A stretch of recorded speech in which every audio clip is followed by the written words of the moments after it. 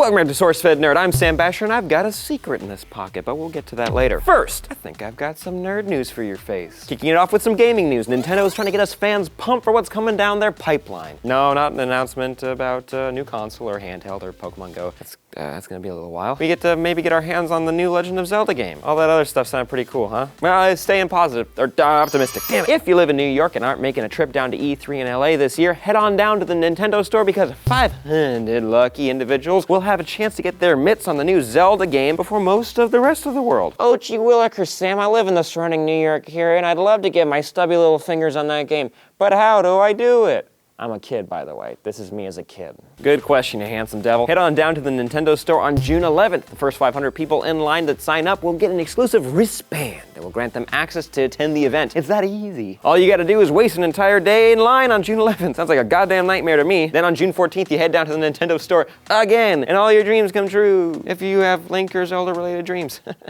Good luck to all you lucky sons of guns. In more gaming news, it seems that Microsoft fans are going to be treated to not one, not three, but two new versions of the Xbox. Well,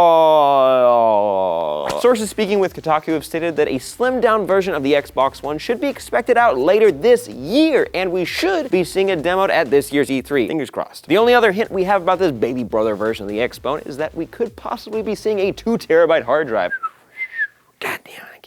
That's more than the healthier, bulkier version of the one out right now. Pretty cool. Oh, that's not getting your blood pumping? Well, then maybe save your smackers until 2017. It is believed that the updated model of the Xbox, codenamed Scorpio, will have an updated GPU, sexy, and might be capable of supporting the Oculus Rift. This would mean a possible partnership with Oculus and Microsoft, and that would be pretty neat. But wait a minute, isn't Microsoft working on the HoloLens, that kick-ass mixed reality headset that I got to play with over at JPL? You guys didn't know about that? Then maybe you should tune into SourceFedNERD on Monday, Memorial Day, to see that kick-ass video.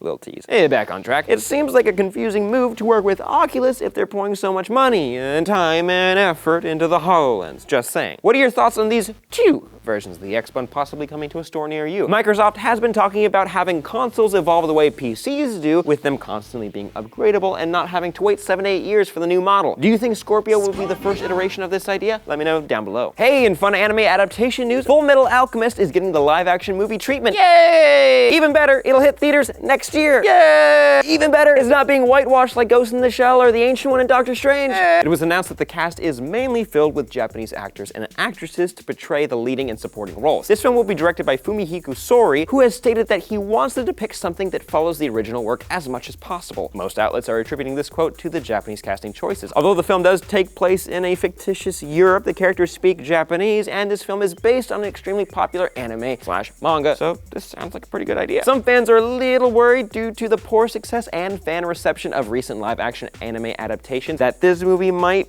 be a dud. Attack on Titan seems like a sore spot for fans. But anyway, let me know your opinions on the subject in the comments down below. Again, that film is expected out next year, so get ready, kids. And last piece of news I've got for you comes from the comic book realm and from a majority of the people yelling at me on social media for my opinion on the matter. Thanks so much. Last night, 2 comics debuted, DC Rebirth and Steve Rogers' Captain America. Quickie, spoiler-free review of Rebirth from me. I stayed up till 2 a.m. to read it. I cried, and I screamed, and I'm pumped for everything DC is about to release. My faith has been restored. Now on to Captain America. I have not read the comic, but you kinda don't have to nowadays with outlets like freaking Entertainment Weekly reporting on the comic the day it comes out. Come on.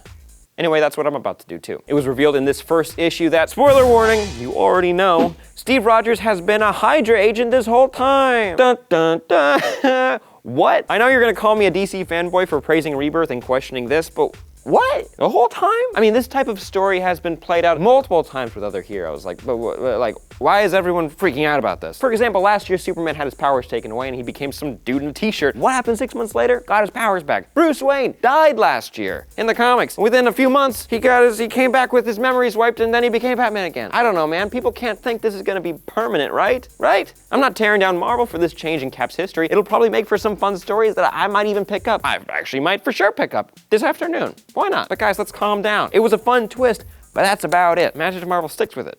Okay, now I'm imagining if they stick with it. Man, it's a clusterfuck. But what are your opinions on this crazy reveal? Have you read Rebirth? Stop being stupid and read it. Ooh, secret revealing time. This week only, that's Tuesday, May 24th to Tuesday, May 31st. You can get 10% off your order at 4Human Peoples on one of these sweet tees with a design on the outside, mine doesn't, and a special secret design on the inside of the pockets, designed by each of the SourceFed hosts. Mine starts out like this. There's a sign that says, hey, with a little tiny cartoon arm. When you pull it down, it says you're cute. So if you're trying to figure out how to ask your date to the prom or whatever kids do, here's your way in.